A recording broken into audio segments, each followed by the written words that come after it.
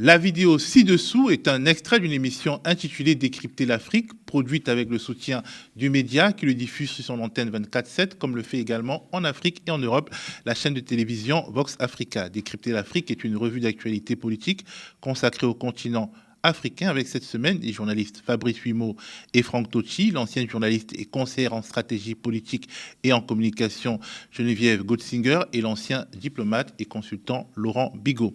Si vous êtes un spectateur du média ou passionné d'Afrique, vous pouvez retrouver d'autres extraits de cette émission et d'autres émissions sur la chaîne YouTube de Décrypter l'Afrique, une chaîne YouTube dont vous pourrez voir le lien en description de cette vidéo.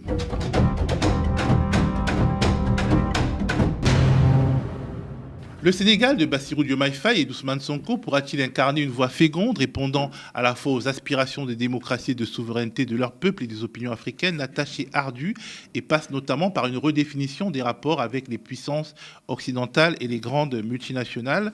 Quelle marge de manœuvre aura le pays de la Teranga? En tout cas, Bassirou Diomaye Faye a reçu Charles Michel, président du Conseil européen, qui assure la représentation extérieure des pays de l'Union européenne. Le président sénégalais a utilisé l'expression de partenariat repensé.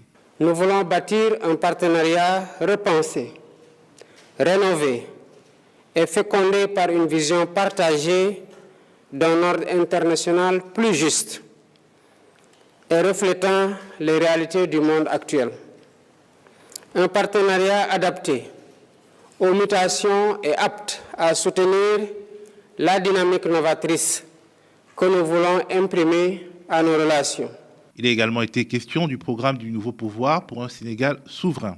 J'ai par ailleurs exprimé au président du Conseil européen que les amis et partenaires du Sénégal sont invités à nous accompagner dans la réalisation de notre programme pour un Sénégal souverain, un Sénégal juste, un Sénégal prospère, dans une Afrique en progrès.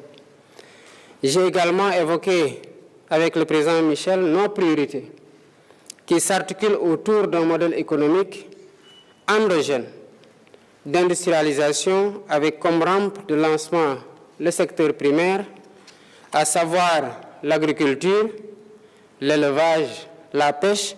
La pêche, oui, parce que les accords de pêche entre l'Union européenne et le Sénégal sont un des dossiers les plus chauds du nouveau pouvoir, qui a promis dans son programme de renégocier les accords passés trop défavorables aux pêcheurs locaux et trop favorables aux gros chalutiers européens et chinois. On rappelle que les pêcheurs sénégalais sont souvent contraints à prendre la Méditerranée tellement ils sont étouffés économiquement. Il faut aborder les sujets a renchéri Charles Michel, les sujets qui fâchent. Lorsqu'il y a le sentiment que les sujets doivent être abordés, on ne doit pas le redouter. Dans le secteur de la pêche et des ressources halieutiques, par exemple, regarder quels sont les faits, voir de quelle manière on peut, si c'est nécessaire, apporter des améliorations de part et d'autre, afin de rencontrer un certain nombre de préoccupations légitimes.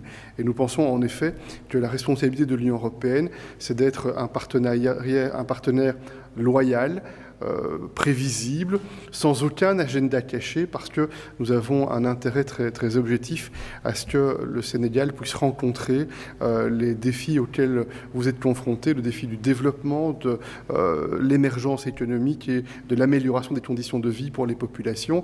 Et on voit bien le lien avec les questions de migration, y compris illégales ou illicites, qui traduisent en réalité cet espoir d'aller de l'autre côté de l'océan ou de la mer pour chercher un avenir meilleur. Nous pensons que nous devons soutenir les efforts pour adresser ces causes profondes et pour traiter ces sujets de migration illicite et régulière. Alors je me tourne vers Laurent Bigot, qui a une longue expérience diplomatique au Quai d'Orsay. Sur la question des accords de pêche, on sent une sorte de schizophrénie européenne. Accordez-moi cette expression un peu psychophobe. On met la lutte contre l'immigration illégale au cœur des priorités, mais on négocie des accords de pêche hyper avantageux pour les Européens qui rendent la vie impossible aux pêcheurs locaux, comme le montre cet extrait d'un reportage d'Euronews. Les Européens qui sont dans la pêche du thon, ils sont obligés de venir acheter ou faire pêcher des poissons juvéniles qui devaient grandir pour repeupler les océans, pour servir d'appât vivant. Les bateaux qui pêchent le merlu, ils font du chalutage de fond. Et le chalutage de fond est interdit en Europe.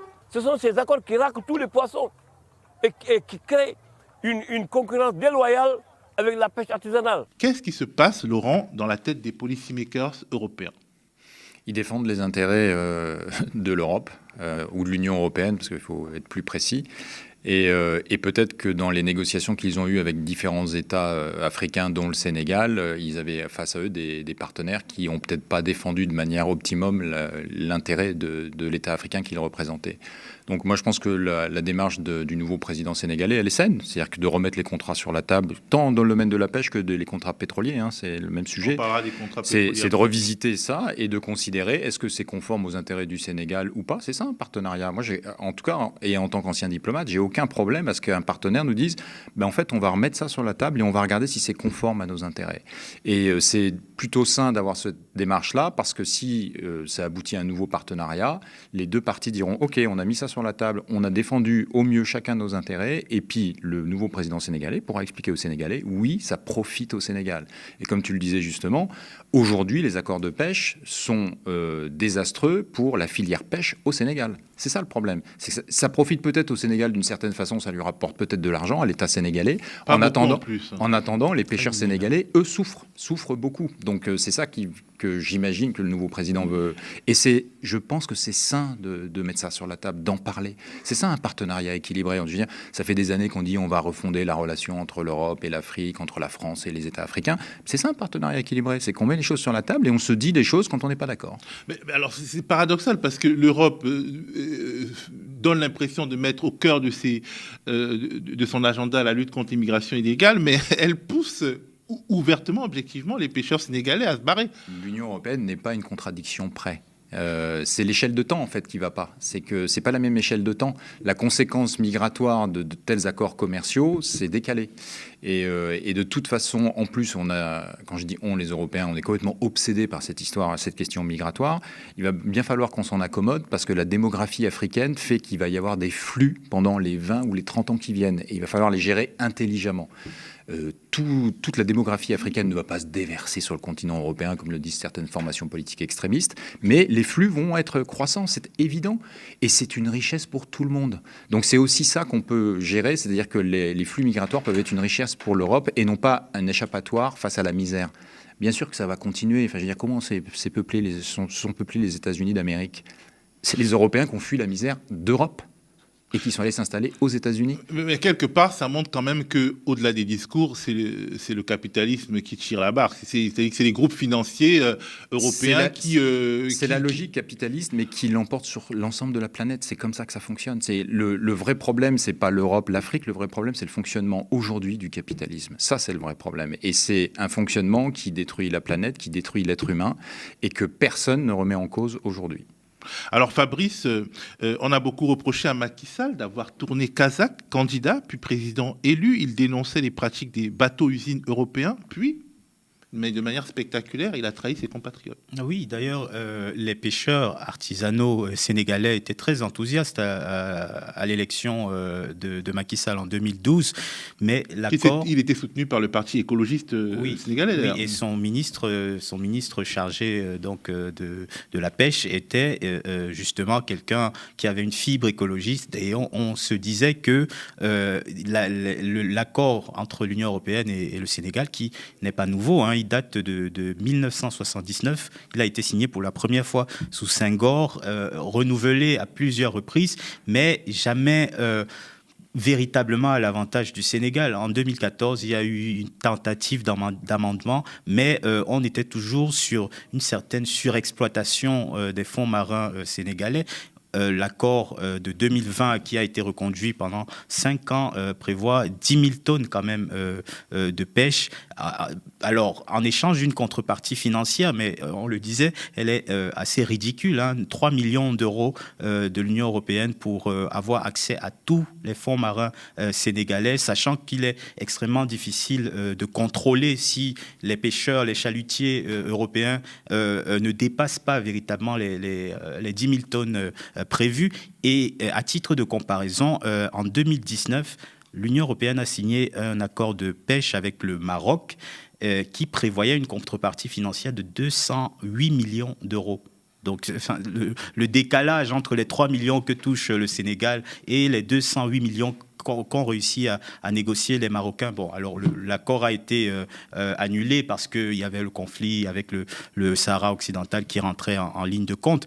Le décalage quand même entre ce que le Sénégal a pu négocier et ce qu'on voit avec le Maroc est absolument terrifiant, et surtout terrifiant pour les pêcheurs sénégalais qui se retrouvent un peu démunis et qui connaissent un chômage assez ahurissant. Je rappelle que c'est 600 000 personnes qui vivent, qui travaillent dans le secteur de la pêche au Sénégal. Donc, il y a une inégalité non seulement dans l'aspect économique pour eux, mais aussi la surexploitation des fonds marins sénégalais qui n'aident pas justement à préserver une biodiversité. En plus, sur les 3 millions d'euros, à mon avis, ils ne touchent pas grand-chose. Les pêcheurs, c'est l'État central. Et les critiques venaient aussi du fait que peut-être que si on avait développé le secteur de la pêche au Sénégal, le secteur local, on aurait donné la possibilité aux pêcheurs sénégalais, eux, de pouvoir avoir accès à ces 10 000 tonnes de ressources halieutiques. En allant pêcher un peu plus loin. Et donc d'aller aussi vendre ce qu'ils allaient pêcher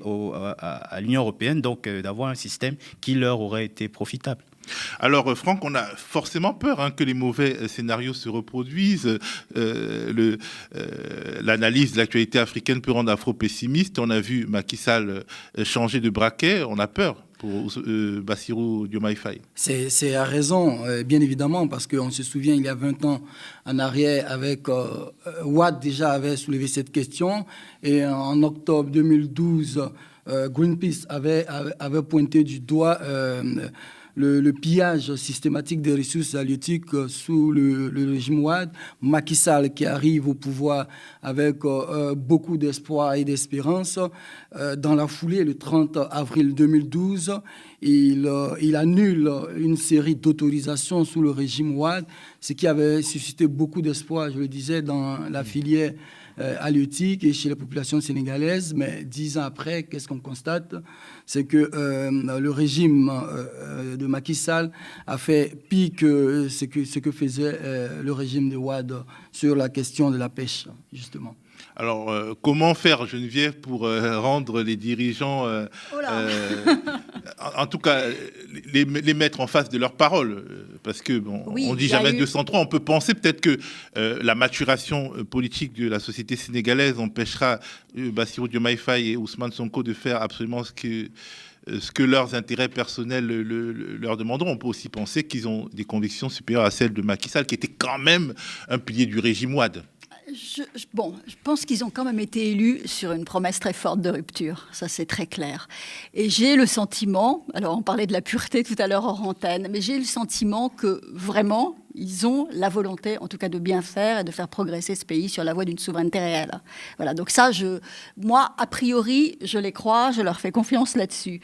Après, il faut aller vite. Et on voit là sa volonté d'aller vite. Quand on est confronté, il peut y avoir un décalage entre les promesses de campagne et la pratique du pouvoir, parce qu'on se trouve confronté subitement à toute une série de réalités qui peuvent s'imposer à vous et qui peuvent aussi submerger vos bonnes intentions. Je ne crois pas forcément que Macky Sall avait de mauvaises intentions au départ. Je crois même plutôt l'inverse. Après, sa pratique du pouvoir a évolué de manière négative dans beaucoup de registres, dans un certain nombre de registres. Donc c'est pour ça que le fait qu'il aille vite, qu'il voit Charles Michel très vite, qu'il relance cette renégociation très rapidement, ça me semble plutôt de bon augure. Alors, le pouvoir sénégalais veut renégocier les contrats de pêche, mais aussi les contrats pétroliers et gaziers. On se souvient du scandale Petrotim Limited, qui mêlait Petrotim Limited, une boîte qui était quasiment inconnue, BP, le pouvoir Wade, puis le pouvoir de Macky Sall. La BBC avait publié une enquête explosive à ce sujet. Il y a une entreprise malsaine, Timis Corporation, qui détient 30% de notre pétrole. Mais personne ne sait qui elle est. Nous voulons savoir qui sont les actionnaires de Timis Corporation et ce qu'ils ont fait pour mériter 30% de notre énergie. Les protestations étaient dirigées contre le frère du président, Aliou Sall. Il n'avait aucune expérience dans l'industrie de l'énergie, mais Franck Timis lui a donné un poste à responsabilité. Pourquoi pensez-vous que Franck Timis voulait employer Aliou Sall? Tout simplement parce qu'il était le frère du président Macky Sall. Des paiements mensuels de $25 000 pour être consultant, c'est étonnamment important pour quelqu'un qui n'a pas d'expérience préalable dans ce secteur. L'explication semble être liée à la confirmation par son frère, le président de la licence des blocs. Alors, sur ce terrain des hydrocarbures, le nouveau pouvoir sénégalais veut renégocier et faire un exercice de transparence en publiant tous les contrats, en tout cas un maximum de contrats. Mais les experts disent que c'est un secteur qui a la culture du secret et qui a la possibilité d'aller vers des tribunaux arbitraux internationaux qui ont déjà été implacables avec des pays d'Amérique latine. Nous sommes dans un monde où les multinationales sont peut-être plus fortes que les États les plus faibles, aussi démocratiques soient-ils, Laurent. Oui, le rapport de force n'est pas toujours favorable aux États face aux multinationales, mais avant d'aller à la confrontation et au conflit, il y a la négociation. Donc je pense que il y a plusieurs objectifs que vise le nouveau pouvoir sénégalais. C'est d'abord effectivement publier les contrats, donc ça je ne sais pas s'ils y arriveront, mais surtout ils ont besoin d'explications sur les surcoûts que BP a facturé sur son projet, et qui sont des surcoûts assez impressionnants. Il y a un débat que Macky Sall avait déjà lancé avec BP et n'a pas obtenu de réponse, c'est sur la part du local content.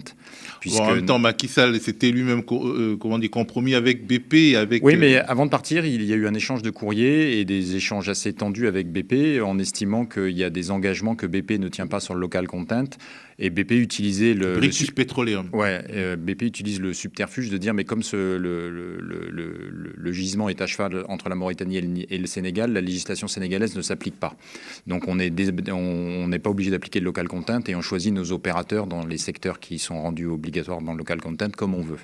Bassirou Diomaye fallait justement aller en Mauritanie. Voilà, donc je pense qu'il va y avoir, je ne sais pas s'il s'est entendu avec les Mauritaniens, mais je pense que sur cet aspect-là aussi, ils vont essayer de faire prévaloir la législation sénégalaise, et là il n'y a pas besoin d'inventer, elle existe, et de demander à BP de l'appliquer strictement dans le cadre des contrats.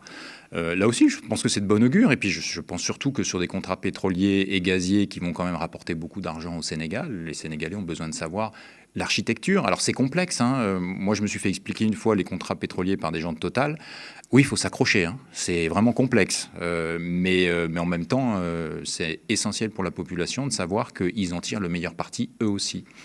Justement, un pays comme le Sénégal qui devient un pays producteur d'hydrocarbures, un pays comme le Niger également, est-ce que les hydrocarbures vont renforcer la marge de manœuvre des pays d'Afrique subsaharienne, francophone, d'Afrique de l'Ouest ? Ça fait quand même changer de dimension. Il suffit de voir au Niger, l'augmentation de la production du nombre de barils, ça fait complètement changer de dimension. C'est-à-dire que ça génère rapidement des ressources importantes qui permettent des plus grandes marges de manœuvre pour l'État, qui, bien évidemment, en termes de fiscalité, sont des ressources importantes. Et donc, du coup, ça permet de renégocier des partenariats, notamment avec l'Union européenne ou avec les grands bailleurs internationaux, avec d'autres ressources et de rééquilibrer un rapport de force.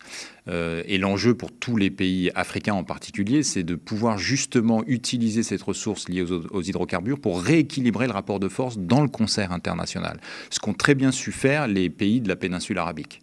Ça, l'Arabie Saoudite, le Qatar, les Émirats, ils savent très bien faire ça. Ils l'ont fait parfaitement. Et ils sont désormais au centre du jeu. Je pense que le défi pour tous ces États africains, c'est de faire comme ces pays de la péninsule arabique, c'est de se remettre au centre du jeu grâce à ces ressources-là. Le Sénégal est un positionnement géographique parfait. Il est très proche des États-Unis, il est très proche de l'Europe aussi, puisqu'il est à la pointe de l'Afrique. Alors, Fabrice... ce monde des hydrocarbures, il est moins sensible peut-être aux pressions de l'opinion publique que peuvent faire jouer les États, que peut-être le monde des télécoms ou le monde du vêtement, le monde, disons, de ce qui s'achète par les individus, par les consommateurs, acteurs et citoyens. Comment agir et le faire plier ? Je ne sais pas s'il est moins sensible à la pression peut-être de l'opinion publique, sachant que c'est l'un des éléments sur lesquels les populations pensent que les pays doivent s'affranchir de toute domination extérieure. Donc il y a une tentative, il y a une volonté de reprendre un petit peu le pouvoir sur les ressources, tout ce qui est matière première locale. Donc c'est absolument important et ça fait partie même de tous les enjeux autour de la question du panafricanisme, de la question des accords de libre-échange avec les pays, notamment avec la France. Parce qu'il y a toujours, pas qu'avec la France d'ailleurs, parce que la Chine également est très présente dans ce domaine. Dans le domaine de la pêche dont on a parlé, la Chine est très présente. La Chine d'ailleurs qui est assez maligne parce que les armateurs chinois ont des chalutiers qui ont des prête-noms sénégalais pour pouvoir contourner, parce que la Chine n'a pas d'accord de pêche avec le Sénégal, par exemple, mais par des moyens détournés, arrive à se retrouver en mer et à exploiter, à surexploiter, parce que du coup, il n'y a pas de vérification, à surexploiter les ressources halieutiques. Donc, cette question des ressources, que ce soit les ressources halieutiques, que ce soit les ressources pétrolières, gazières et autres, fait absolument, elles font toutes ces ressources partie de la question même de la reprise en main d'une certaine autonomie des pays, de la souveraineté tout simplement, et c'est absolument important, pas que pour les nouveaux leaders qui émergent là, mais pour les populations, parce que à chaque fois dans les débats, on entend que les gens aimeraient avoir le droit d'exploiter eux-mêmes leurs ressources. Alors, est-ce qu'on en a les moyens financiers, les capacités, les infrastructures? Ça, c'est aussi une question qui se pose. En parlant des chalutiers et des prête-noms, le nouveau pouvoir a des dispositions assez originales en termes de protection des lanceurs d'alerte et qui pourront permettre aux prête-noms de se dénoncer contre intéressement. Et peut-être que les prête-noms des armateurs chinois se dénonceront. Franck, au sujet des recettes pétrolières, des ressources pétrolières et gazières, tu es ivoirien, la Côte d'Ivoire et le Ghana partagent des blocs, et on a vu que concernant ces deux pays, les compagnies multinationales peuvent essayer de jouer l'un contre l'autre, comme elles peuvent aussi également essayer de jouer le Sénégal contre la Mauritanie, d'où la question de la possibilité de négocier des fronts unis pour être plus fort face aux multinationales. Exactement, c'est une situation qui a été vécue en Côte d'Ivoire et le Ghana. Je pense que sur cette question des hydrocarbures, la Côte d'Ivoire et le Ghana ont su se lever au-dessus de contradictions à un moment donné. Au départ, c'était compliqué, mais à un moment donné, ils ont su se lever et ils ont su tirer profit de cet avantage-là, parce que ce pétrole au large de deux pays. En ce qui concerne le Sénégal, je ne suis pas véritablement étonné de la démarche du nouveau pouvoir, parce que si on se réfère au livre sorti en 2017 par Ousmane Sonko, intitulé « Pétrole et gaz au Sénégal, chronique d'une spoliation », il annonçait ce qu'il prévoyait entre guillemets une fois au pouvoir. Et donc, en début de pouvoir, je pense que pour eux, c'est une manière de s'affirmer et de se positionner, quitte à permettre une légère renégociation. Sinon, je ne crois pas qu'il y aura renégociation en profondeur des contrats déjà signés. Peut-être pour les blocs à venir. Voilà, comme tu le disais, c'est un peu l'omerta dans ce domaine-là, et c'est compliqué, c'est difficile de manœuvrer véritablement au niveau des hydrocarbures. Et les tribunaux arbitraux, c'est des plaies en réalité pour les pays pauvres. Exactement, parce que c'est quand même de grosses multinationales qui sont derrière, et c'est de gros sous qui sont en jeu. Et aussi, au-delà de ce fait-là, il y a la pression même des pays africains aux alentours. Par exemple, si du côté de la Mauritanie, on fléchit face à cela, le Sénégal n'a pas, le Sénégal n'a pas de marge de manœuvre. Donc, il est important pour eux de collaborer avec la Mauritanie dans ce sens-là. Et aussi les niveaux d'expertise, c'est-à-dire que quand tu es le Sénégal ou la Côte d'Ivoire, tu as peut-être un niveau d'expertise interne qui est plus élevé que quand tu es le Tchad ou le Niger. Et ça change énormément de choses, Geneviève, dans la manière de défendre ses intérêts. Des fois, c'est pas parce qu'on est corrompu qu'on n'y arrive pas, c'est parce qu'on n'a pas les compétences techniques. L'Afrique est inégalement répartis en termes de compétences techniques. Oui, ce qui est certain, c'est que le nouveau pouvoir sénégalais insiste justement sur la technicité et à former un gouvernement très, à la fois politique, mais aussi très technique. L'idée, c'est quand même de mettre la compétence en valeur dans tous les domaines, donc dans ce domaine aussi. Après, le Sénégal va être confronté quand même aussi à la question de la parole donnée, la signature du contrat, la valeur de la signature. Donc, et les représailles de celui qui veut te punir, de vouloir changer de parole. Les représailles éventuellement, la nécessité d'attirer des investisseurs, donc d'apparaître aussi un partenaire fiable.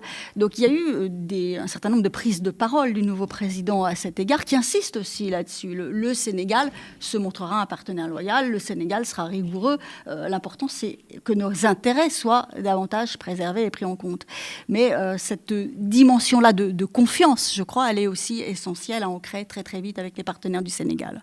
Mais des fois, renverser la table, ça a quand même du bon. On a vu, il y a quand même eu des situations avec le monde arabe où il y a eu des renversements de table, le blocage du canal de Suez. Historiquement, la méthode forte a souvent fonctionné, mais il faut avoir le rapport de force. Et je ne suis pas sûr que les pays africains d'Afrique subsaharienne aient aujourd'hui le rapport de force. On peut aussi considérer que d'un point de vue interne, le pouvoir sénégalais est fragilisé par son absence de majorité parlementaire et par son caractère dual. Les gens peuvent également essayer d'entrer là-dedans. Alors, je ne pense pas que le caractère dual soit à ce stade un motif de fragilité. On verra dans la durée comment le couple, comment le binôme arrive à s'articuler, à fonctionner, quel sera le rapport de force entre eux, si tant est qu'il y a un rapport de force. Ils sont quand même d'accord sur l'essentiel, qui est lutter contre l'hyper-présidentialisation des institutions sénégalaises telles qu'elles existent actuellement. Donc ça devrait permettre un rééquilibrage au profit du Premier ministre. Si tant est que le poste perdure, parce qu'il y a quand même une ambiguïté, je vous rappelle que dans le programme initial du PASTEF, on supprimait le poste du Premier ministre. C'était d'ailleurs, je crois, le 4e président de la République du Sénégal qui aurait... 3 autres l'ont fait avant lui, ensuite ont remis ce poste de Premier ministre qui est apparu nécessaire. Donc, on va voir s'ils appliquent cette promesse de campagne-là ou pas. Mais on voit déjà quand même une forme de rééquilibrage, ne serait-ce que dans les mots. Le gouvernement est sous l'autorité du Premier ministre. Il y a eu tout un débat sémantique au Sénégal ces derniers jours là-dessus. Est-ce qu'il est sous l'autorité du Premier ministre ou du Président de la République? Le fait d'employer ce mot sous l'autorité du Premier ministre est... plus que symbolique, à mon avis, c'est politique, ça affirme une réalité quand même duale du pouvoir. C'est une promesse de campagne. À ce stade, je pense que ça va bien se passer. On verra au fil des mois. Après, l'absence de majorité, oui, évidemment, c'est un problème. Le Parlement vote les lois. On est dans une démocratie au Sénégal, donc il est assez probable qu'on aura, dès que ce sera possible, une dissolution. C'est la logique institutionnelle. Ouais, mais ce n'est pas possible avant novembre, Laurent. C'est loin, novembre. Je pense très loin. Je pense que c'est la vraie difficulté du nouveau président Bassirou Diomaye Faye, c'est de gérer ça. Parce qu'effectivement, la dualité avec le Premier ministre, on va voir à l'épreuve des faits. Ça, on peut pas à l'avance le dire. En revanche, ils savent qu'ils ont un problème politique, c'est qu'ils n'ont pas de majorité jusqu'au mois de novembre. Et puis, au mois de novembre, il y a des élections. Et il faut qu'ils les gagnent, et il faut qu'ils aient la majorité. Est-ce qu'ils vont être seuls? Est-ce qu'ils vont devoir contracter des alliances avec d'autres partis de la place? Ça, c'est un vrai sujet. Et installer des baronnies locales, ça prend du temps. Voilà. Donc ça, je pense que c'est la véritable difficulté politique à laquelle est confronté le nouveau président. Ça, c'est clair. Le tandem, il fonctionnera comme il devra fonctionner. On ne pourra voir qu'à l'épreuve des faits. Et c'est vrai que quand on n'a pas de majorité au Parlement, mais symboliquement, on ne peut pas faire adopter les lois, ou en tout cas, il faut trouver un consensus qui est quand même compliqué, et sauf que quand on arrive au pouvoir, on veut aller vite. Donc là, il y a une contradiction qui se pose vraiment au nouveau président, c'est qu'il ne pourra pas aller vite dans le domaine de la loi. Peut-être qu'ils ont un 49.3 à la française. Fabrice, quel regard tu portes sur ce pouvoir qui pose ses premiers pas? Je pense que c'est à l'image du poids politique que représente aussi Ousmane Sonko, parce que il ne faut pas oublier que la figure, c'est d'abord lui, et que par un concours de circonstances, Bassirou Diomaye Faye a été poussé à l'avant de la scène politique, même s'il était présent et que c'était l'une des figures au sein du PASTEF. Mais Ousmane Sonko a le poids qu'il a la faveur de l'opinion publique, a une certaine popularité qui a aidé à cette élection de Bassirou Diomaye Faye, et ce n'est que logique qu'il pèse suffisamment, je pense, dans cette repartition. Maintenant, évidemment, sur le long terme, il faudra observer comment les interactions se font entre les deux et qui va représenter le plus le leader un petit peu du pouvoir sénégalais. Franck, le mot de la fin sur le Sénégal? C'est comme ils l'ont dit, c'est dans la durée qu'on verra véritablement si ce tandem marche au Sénégal. Tandem, c'était l'expression de Charles Konan Banny pour qualifier son rapport avec Laurent Gbagbo. Oui. Ça n'a pas fonctionné, le tandem. Oui, et je pense que... Mais c'est pas pareil, là, parce que là, ils partagent la même vision politique. La même vision, pour l'instant. Ils partagent la même vision. Donc, c'est dans la durée qu'on pourra voir si, effectivement, ce binôme, si vous le voulez, fonctionne bien. Vous savez, la démocratie sénégalaise, elle est un peu particulière. Alors, tout à l'heure, on parlait qu'ils n'ont pas la majorité au niveau du Parlement, mais vous savez aussi qu'il y a la pression, je ne veux pas dire la pression de la justice, mais vous savez que très récemment, le nouveau pouvoir a ouvert des brèches de salubrité publique, donc en comptant sur cet épouvantail-là, il pourrait grignoter quelques députés ça et là pour... les gens qui ont trop d'affaires sales pour être trop revêches à voter les lois. Exactement. Donc, la majorité, elle pourrait être construite au cas par cas, je pense. Et puis peut-être qu'ils vont essayer de se faire réélire dans leur coin en étant moins désagréables vis-à-vis d'un pouvoir qui a quand même la majorité. Alors... La majorité c'est 54% quand même, donc c'est quand même un score absolument phénoménal, mais dans des circonstances politiques très particulières. Moi, je crois quand même pas que la représentativité d'anciens partis, celui de Khalifa Sall, celui d'autres personnes, soit à la mesure du score qu'ils ont obtenu à l'élection présidentielle, qui était vraiment misérable. Donc je pense qu'il va y avoir quand même un rééquilibrage. Ils peuvent faire du name and shame pour obliger les gens à... Il va y avoir un rééquilibrage qui correspondra davantage à la réalité des forces politiques sénégalaises au mois de novembre. Et c'est ça que le pouvoir va devoir ensuite gérer.